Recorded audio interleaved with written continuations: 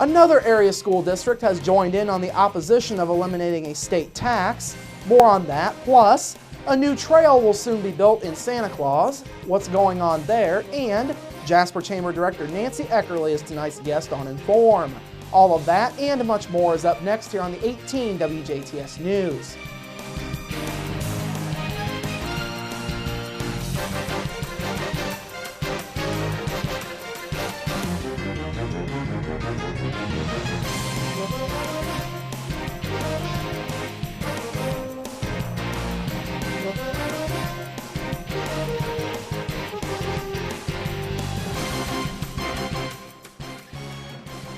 Hello, I'm Bradford Raths. More on those stories in just a moment, but we begin tonight with a Ferdinand man being arrested on allegations that he inappropriately touched 3 people.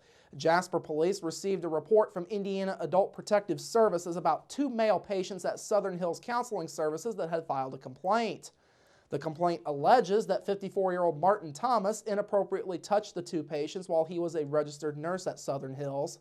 According to police, further investigation found that Thomas had also inappropriately touched a 3rd male patient at Southern Hills.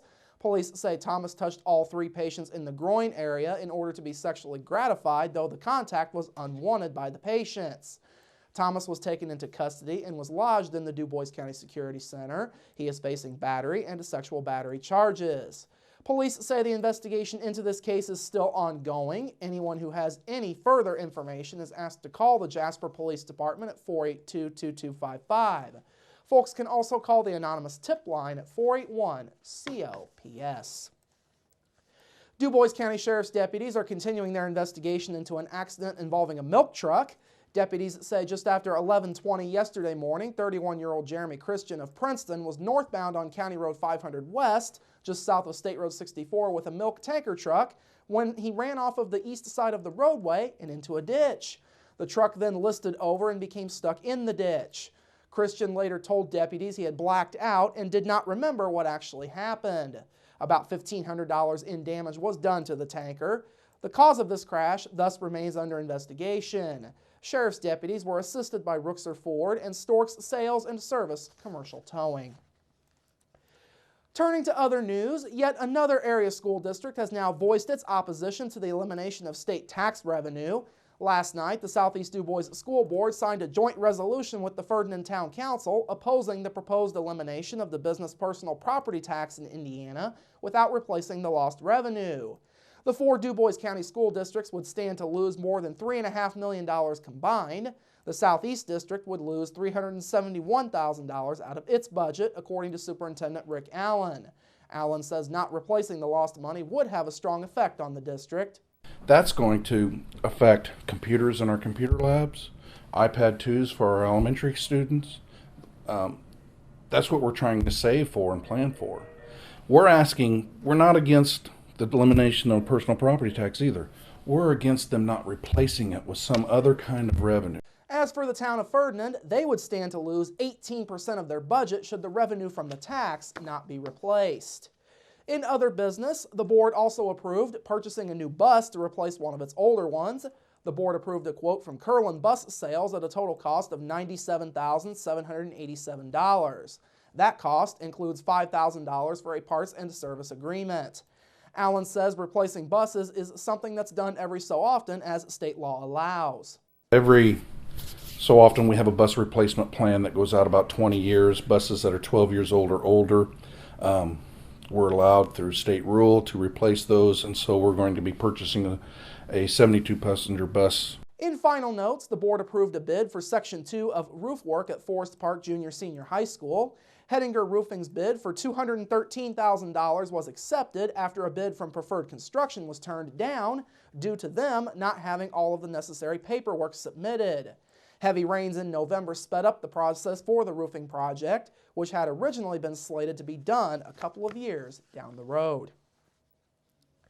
As winter begins to move out of our area, officials in Daviess County are looking ahead to spring road work. County officials anticipate a busy spring as far as road work is concerned. The main focal point will be ongoing work along County Road 900 East. That project, known as the Odin-Cannelberg Road Project, is set to have the first section of work done by mid-July, though County Commissioners President Tony Weichman says meeting that deadline will be tough. The Oden-Cannelberg Road project is set to widen the road, where it has 12-foot wide concrete lanes and 8-foot wide asphalt shoulders when finished. That work will cover an area between County Road 450 North and just to the north of County Road 550 North. A box culvert is also set to be installed under 550 North, and 5 cross pipers will go in under County Road 900 East.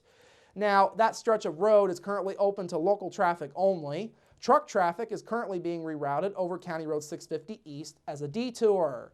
Officials say keeping traffic off of County Road 900 East will be key to getting the work done on time. The Oden-Cannelberg Road is not the only project the county has coming up this year, however. Other projects include a new connector road between Interstate 69 and Business Route 50. Additionally, maintenance work will be a big deal for the county this year, as several roads have badly deteriorated and plenty of potholes will need to be patched. Indiana has approved legacy projects for the state's upcoming 200th birthday, and a trail for Spencer County is among those that were approved. Earlier this week, the Indiana Bicentennial Commission announced that the Santa Claus Lincoln Discovery Trail is one of 19 projects that have been approved as part of the first round. The new trail will be a 12-foot wide multimodal trail. It will support the facilities in and around both the Lincoln Boyhood National Memorial and Lincoln State Park. The trail will extend from a facility located along the American Discovery Trail route through the town of Santa Claus. It will also go through the intersection of State Roads 162 and 245 and will pass Heritage Hills High School and Middle School, hotels, motels, Holiday World, and Christmas Lake Village, among others. Santa Claus Town Attorney Kevin Patmore says the trail will make things easier for people to get through the town during its busiest time of the year. Well, it's actually an ideal trail because it has several purposes. People staying in Santa Claus, and along the way we also have the lodge on the west side of town, and then we have more lodging between here and the memorial. It gives those people a chance to get to Santa Claus or to the memorial. There's also a lot of campers that stay at Lincoln State Park who could use alternative transportation to get to Santa Claus rather than driving their motor vehicles. Patmore says the town has already received $340,000 to do the trail's initial design. He also says NDOT has pitched in 80% of the construction cost. Patmore further says the town is working with Spencer County to have 2 county roads running through the area vacated to keep motorized traffic out of the area. A new road would be built for those cars nearby. To be approved, the projects have to meet at least one of several different criteria, including being culturally inclusive and creating a future legacy, among others. A full list of projects and a downloadable application can be found by visiting indiana2016.org. The city of Huntingburg is set to play host to a unique event later this month. Coming up next Saturday, the program Step Up Saturday will be coming to Huntingburg. Huntingburg Mayor Denny Spinner says the program was started by LaPorte Mayor Blair Milo. Mayor Milo, when she was elected in 2011, was one of 3 or 4 mayors in the state of Indiana that are under the age of 30 when they were elected. Part of Mayor Milo's campaign was she literally ran her campaign. She did 5Ks throughout the city as part of her campaign, and since being elected, she has started Fitness Fridays in LaPorte, where every Friday they have a 5K, a fun event for the citizens to get together and participate in. The program is set to take place across all 92 counties in Indiana, as each county is targeted to host a 5K run-walk event. Spinner is also set to participate in next Saturday's event. He says it's a good chance to remind folks about the importance of healthy living. It's just a way to emphasize health and awareness in Indiana, and I am pleased to partner with Mayor Milo on this, and hopefully that I can run, skip, or hop to finish those 5Ks, but we're working on that. But it's going to be a fun event. There's no charge. There's not like a timed event. It's just something to raise awareness, and we're looking forward to that on March 15th.